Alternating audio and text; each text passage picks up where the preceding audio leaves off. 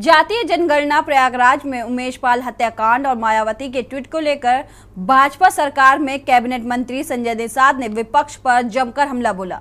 संजय निषाद के साथ बात की हमारे ब्यूरो चीफ मनीष श्रीवास्तव ने। संजय निषाद ने क्या कुछ कहा, ये आपको सुनाते हैं।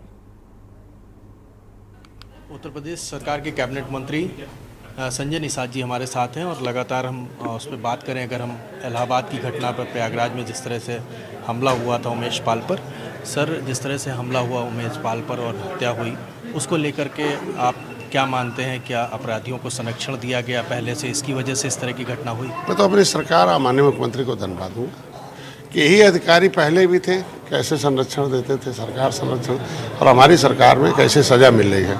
तो सज़ा नियमानुसार हो रही है। तो देखो, पहले भी कहा गया, भारत का संविधान जब बना था कि जो संविधान के साथ रहेगा, कानून के साथ रहेगा तो उसका विकास हो जाएगा, और जो भी उसके साथ खिलवाड़ करेगा उसका विनाश हो जाएगा। तो ऐसे जितने भी दहशतगर्द हैं, जितने भी अपराधी हैं, माफिया हैं, इस तरीके का जो भी काम करने वाले लोग हैं, उनकी अब जगह नहीं है, उनकी जगह नहीं है।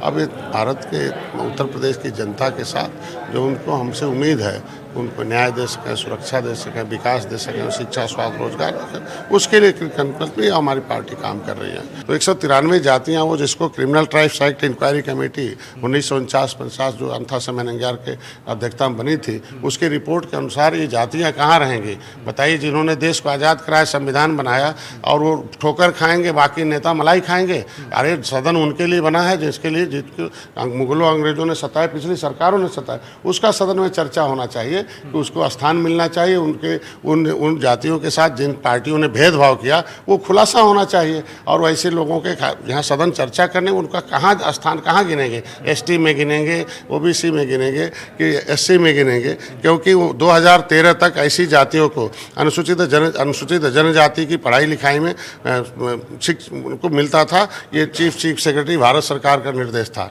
लेकिन इनकी जब सरकार थी तो के मोहन राव सेक्रेटरी था, उसने इतना बदमाश था कि उन जातियों को कह दिया, नहीं, जो जातियां जिसमें रहेंगी उन्हें मिलेंगी। पिछड़ी में था, पिछड़ी मिल गया, जो एससी में थे एसटी में, जो एसटी में थे एसटी मिले, और जातियां खत्म हो गई उनको पढ़ने लिखने। जो सरकार पढ़ने लिखने से रोकती हो, और ऐसी जातियों के साथ जिनके बच्चे, जिनके बाप ने, पुरखों ने देश को आज़ाद कराया हो, इससे बड़ा अन्याय क्या हो सकता है? मैं चाहता हूँ ऐसे सभी भारत में, उत्तर प्रदेश में निवास करने वाली जो जातियाँ हैं 193, उनके साथ न्याय होना चाहिए। पहले उनको स्थान मिलना चाहिए, फिर गिनती होनी चाहिए कहाँ गिना जाए। लेकिन उस पर चर्चा नहीं करेंगे, वो खाली चर्चा ही करेंगे कि जो लिखे हुए हैं फिर से कह दिया जाए, फिर वही लोग मलाई खाएं, बाकी लोग हवा खाएं।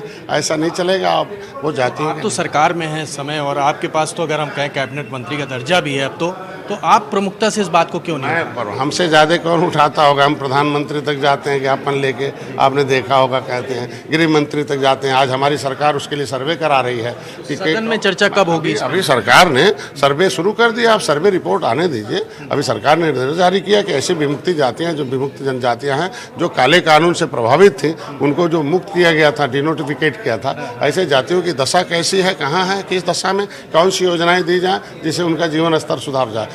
तो ये कैबिनेट मंत्री संजय निषाद थे, जिन्होंने जातीय जनगणना को लेकर के काफ़ी मुखर होकर के बात करी और पूर्ववर्ती सरकारों पर आरोप भी लगाया है। और आने वाले समय में जातीय जनगणना बड़ा मुद्दा बनता है या फिर जातीय जनगणना कराने के लिए सरकार सहमति देती है।